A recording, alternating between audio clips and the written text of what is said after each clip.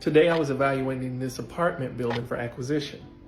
Now, it's important to note that the values of apartments or income producing properties like apartments is different from single family residences. Single family residences, you look at like or similar comps in the area to determine what the value is.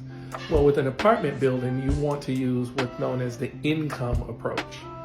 The value is based off of the net operating income. So how much rent is coming in, subtract the expenses, then you get the NOI, and then a multiple of the NOI determines what the value is.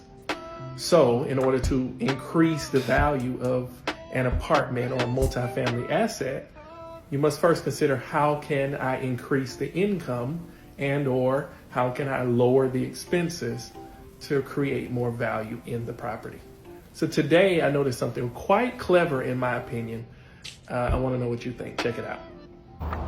We're looking at this apartment building, evaluating it for purchase. And the units are front to back, right? So you can come in the front door here and the back door is on the other side or vice versa. They took a bedroom from the other unit, a 3-bedroom, and they made it essentially a 2-bedroom, closed the door off, and added a washroom. So now they can charge the tenants fees for coin laundry.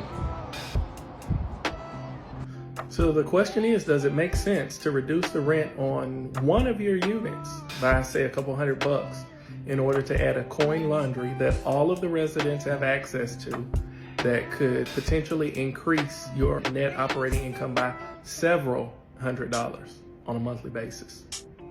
What do you think?